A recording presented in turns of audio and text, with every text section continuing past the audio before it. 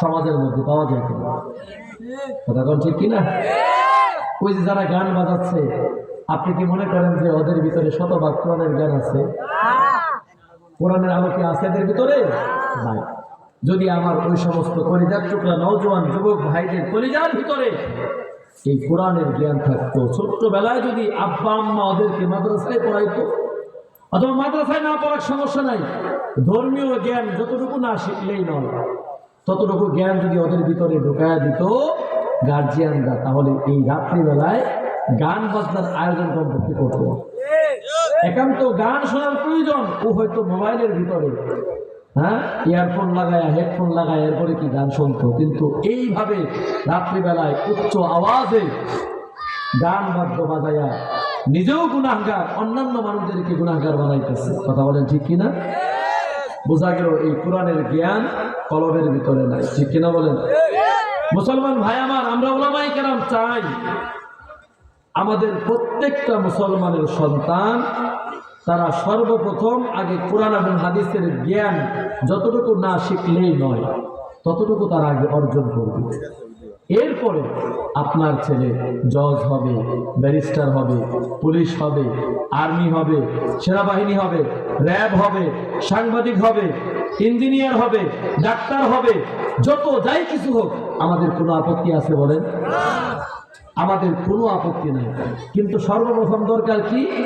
As a মুসলিম হিসাবে, একজন মুসলমান হিসাবে তার কলিজার মধ্যে আগে কোরআনের আগুনটা দাও দাও করে জ্বালাই দিতে হবে।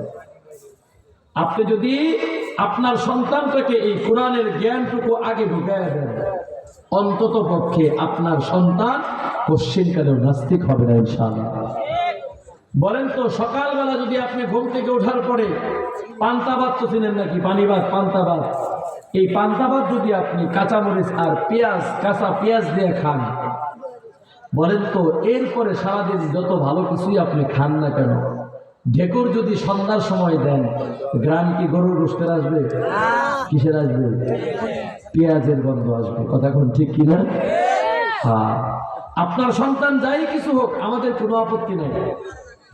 তবে আপনার সন্তান যেহেতু মুসলমানের বাচ্চা, আপনার সন্তান যেহেতু একজন ঈমানদারের বাচ্চা, সেই হিসাবে এই কোরআনের জ্ঞানটুকু, কোরআনের যে প্রাথমিক যে জ্ঞানটুকু আছে, এটা আপনার সন্তানের কলবের ভিতরে আপনি একটু ঢুকায় দেন। মুসলমান বাজান আমার, আপনারা মনে করেন যে হুজুর এই কোরআন হাদিসের জ্ঞান শিখা কি লাভ? না, অনেক লাভ। এই কোরআন হাদিসের জ্ঞান যদি অর্জন করতে পারে, আপনার সন্তান যদি এই কোরআন এবং হাদিসের জ্ঞান অর্জন করতে পারে, সে বাস্তবিক অর্থে মানুষ হবে, সে কোশ্চিনকালেও অমানুষ হয়ে যাবে না। কথা বলেন ঠিক কিনা? এজন্য আমরা আমাদের সন্তানগুলোকে কোরআনের জ্ঞান শেখানোর চেষ্টা করি। পারবো তো ইনশাআল্লাহ? কি বলেন, পারবো তো ইনশাআল্লাহ? অনেক বাপজানরা এখানে আছেন, অনেক বাপজানরা এখানে আছেন কোরআন শরীফ পড়তে পারেন না। আচ্ছা, এটা কিছু আপনার মাইন্ডে নিয়ে আনবেন। আমি ইন্টারভিউ নিতে চাই, দেখি তো কারা কারা আছেন কোরআন শরীফ দেখে পড়তে পারেন না, তো হাত তোলেন তো দেখি। তো দেখি দেখি, শরমের কিছু নাই, শরমের কিছু নেই। পারেন না তো পারেন না, হাত তোলেন তো দেখি না। কোরআন শরীফ দেখে দেখে পড়তে পারেন না, হাত তোলেন তো দেখি। বাস্তবিক অর্থে হ্যাঁ, হাত তোলেন। আর সবাই পারেন? আপনারা পারেন সবাই? কোরআন শরীফ পড়তে পারেন? হাত তোলেন না কেন? হাত তোলেন দেখি দেখি দেখি দেখি, হাত তোলেন, হাত তোলেন, হাত তোলেন। কোরআন শরীফ পড়তে পারেন না, দেখে দেখি দেখি তো হাত তোলেন। আরে কত মানুষ আমরা আছি, ঠিক না? অথচ এই কোরআন শরীফটার কমপক্ষে দেখে দেখে পড়তে পারাটা, এটা আপনার জন্য আমার জন্য শিক্ষা করা আল্লাহ ফরজ করে দিয়েছে। বলেন তো, এই কোরআন যদি আপনি পড়তে না পারেন, আপনার নামাজ হবে? কথা বলেন না কেন? নামাজ হবে? কোরআন যদি আপনি পড়তে না পারেন, নামাজ ভঙ্গের কারণ 19টা। কয়টা বলেন? এই 19টা কারণের মধ্যে প্রথম যেই কারণ, সেটা হলো নামাজের মধ্যে কোরআন শরীফ অশুদ্ধ পড়া, ভুল পড়া। আমাদের কোরআন শরীফ তেলাওয়াতের মধ্যে ভুল আছে না নাই বলেন? কি পরিমাণে আছে, কোন হিসাব কিরাও আছে? তাহলে প্রিয় ভাই, মুসলমান হিসাবে কি আমাদের দরকার ছিল না আল্লাহর কোরআনটাকে একটু শুদ্ধভাবে শিক্ষা করা? আমরা যেন এই কোরআনটাকে বিশুদ্ধভাবে শিক্ষা গ্রহণ করতে পারি, সেই জন্য কি চেষ্টা মেহনত করা দরকার ছিল না? অবশ্যই ছিল, কিন্তু আমরা এটা করি না। আমরা শুধুমাত্র আছি দুনিয়া আর দুনিয়া নিয়ে। দুনিয়াদারি আমরা সব বুঝি, দুনিয়াদারি বোঝার ক্ষেত্রে আমাদের কোনো ঘাটতি নাই, কোনো কমতি নাই। কিন্তু এই কোরআনটা যদি পড়তে বলি, আমরা পড়তে জানি না, পড়তে পারি না। এটা খুব কষ্টজনক ব্যাপার, দুঃখজনক ব্যাপার। মুসলমান ভাই আমার, মৃত্যু যখন হয়ে যাবে, কবরের মধ্যে যখন যাবেন, কে যাবে বলেন আপনার সাথে? কোনো বন্ধু যাবে? বাপ যাবে? মা যাবে? যাবে না। কিন্তু হাদিসের মধ্যে আসছে, যদি আপনি দুনিয়াতে কোরআনকে শিখতে পারেন, কোরআন অনুযায়ী আমল করতে পারেন, এই কোরআন আপনার মাথার কাছ দিয়ে চলে আসবে। আয়েশা ফেরেশতাকে বলবে, এই খবরদার, এত প্রশ্ন করার দরকার নেই। দুনিয়াতে এই বান্দা আমি আল্লাহর কালাম কোরআনকে তেলাওয়াত করত, সুতরাং আজকে প্রোটেকশন হিসাবে আমি কোরআন এই বান্দার জন্য যথেষ্ট। সুবহানাল্লাহ। এই কোরআন আমাদেরকে কবরের ভিতরে সাপোর্ট করবে, ঠিক কিনা বলেন? এই জন্য প্রিয় ভাইরা আমার, আমরা এই কোরআনের শিক্ষা নিজেরা শিখব, আমাদের সন্তানদেরকে শেখানোর চেষ্টা করব। পারবো তো ইনশাআল্লাহ? রাজি আছি? কোরআন শিখাইলে লাভ আছে না বলেন? লাভ আছে। সবাই শিখতেও পারে না। নবীজি বলেন, মাইয়ুরিদিল্লাহু বিহি খায়রান ইউফাক্কিহু ফিদ্দীন, একমাত্র আল্লাহ যার কল্যাণ চান তাকেই আল্লাহ তাআলা এই দ্বীনের জ্ঞান দান করেন। কোরআন এবং হাদিসের জ্ঞান আল্লাহ তাকেই দান করেন যাকে আল্লাহ তাআলা ভালোবাসেন, পছন্দ করেন। কথা বলেন ঠিক কিনা? এই জন্য আল্লাহ তাআলা আমাদেরকে এই কোরআন শিখার তৌফিক দান করেন। আমাদের সন্তানগুলোকে যেন আমরা এই কোরআন শিখাইতে পারি, হাদিস শিখাইতে পারি, সেই যোগ্যতা আর তৌফিক যেন আল্লাহ আমাদেরকে দান করেন। মুসলমান ভাইরা আমার, বলেন তো, এই কোরআন যদি আমাদের মুসলমানদের, বিশেষ করে আমাদের বাংলাদেশে যদি আমাদের এই কোরআনটা আমাদের যদি সংবিধান হয়ে যায়, আপনাদের কষ্ট লাগবে? একটু আওয়াজ দিয়ে এখন, কষ্ট লাগবে? খারাপ লাগবে? কোনো অভিযোগ থাকবে?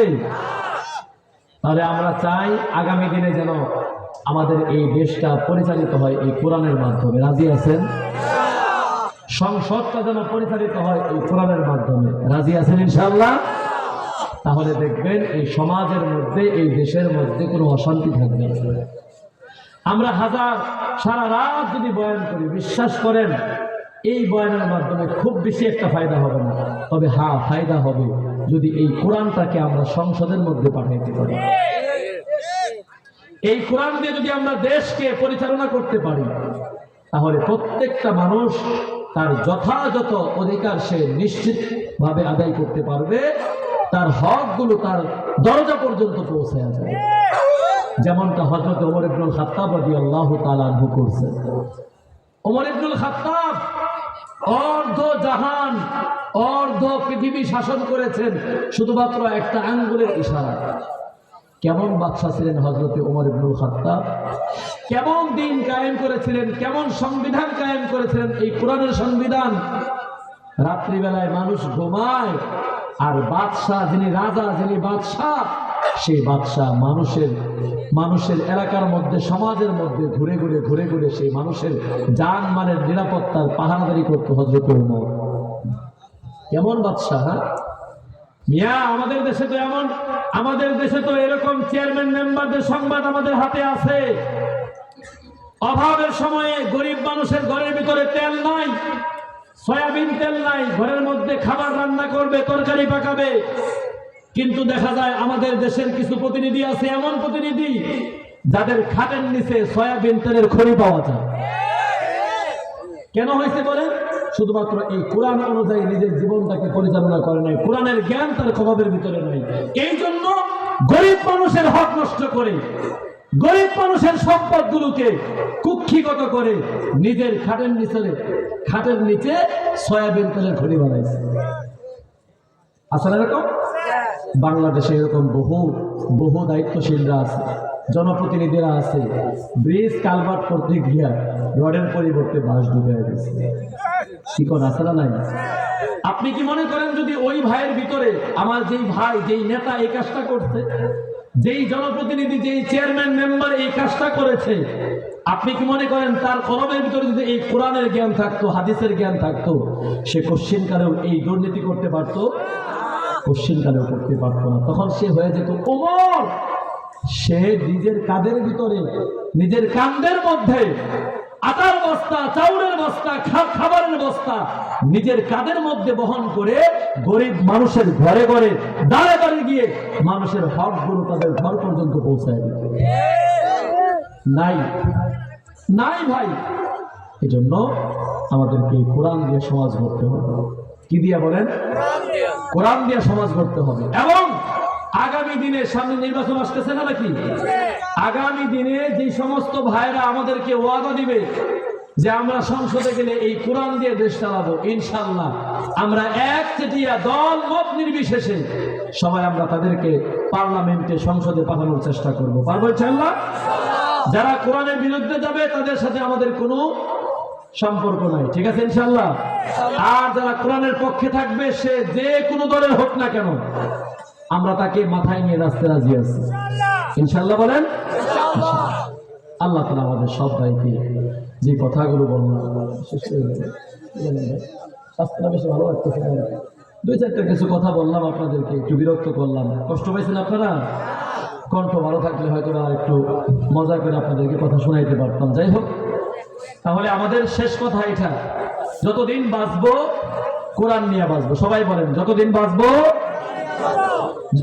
আবার যখন মারা যাবো তখনও কি এই কোরআন নিয়ে মারা যাবো ইনশাআল্লাহ। রাজি আছি ইনশাআল্লাহ? রাজি আছি ইনশাআল্লাহ? আল্লাহ তাআলা আমার সব ভাইকে কবুল করেন, এই কোরআন দিয়ে আমাদের জীবনকে পরিচালনা করবার তৌফিক দান করেন। এই কোরআন যেন আমাদের ব্যক্তিগত জীবন, পারিবারিক জীবন, সামাজিক জীবন, রাষ্ট্রীয় জীবন সব জায়গাতে আমরা বাস্তবায়ন করতে পারি, আল্লাহ সেই যোগ্যতার তৌফিক দান করেন। সর্বশেষ যে কথা বলছি, যে আমার যেহেতু আলোচ্য বিষয় আপনারা বলছেন এলেমের গুরুত্ব এবং ফজিলত সম্পর্কে, বললাম তো এটা দিয়ে কোরআন তো এলেম দিয়েই ভরা, কথা কোন ঠিক কিনা? এই কোরআন তো এলেম দিয়েই ভরা, জ্ঞান দিয়ে ভরপুর। এই কোরআনের মধ্যে লম্বা চওড়া হয়তো আলোচনা করা যায়, কিন্তু আমার স্বাস্থ্য করাচ্ছে না।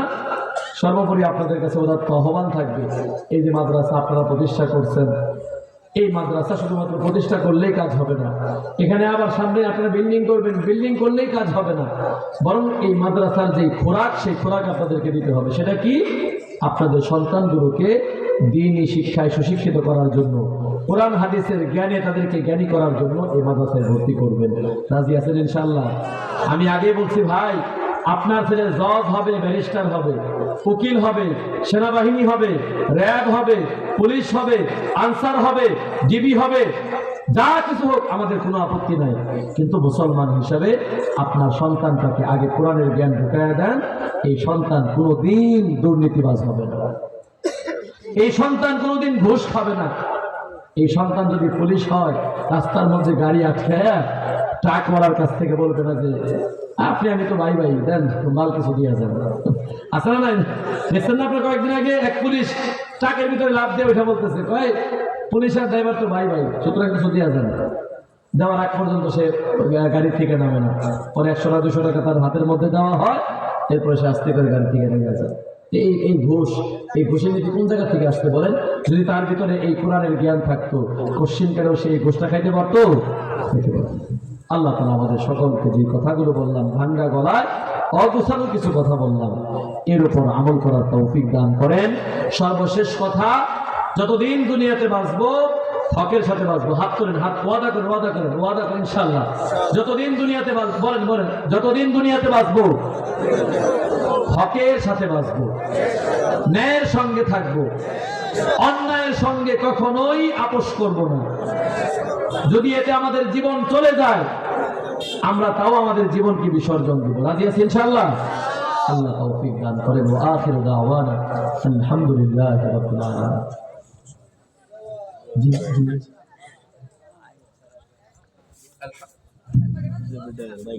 মাইক তো ঘুমাইছে।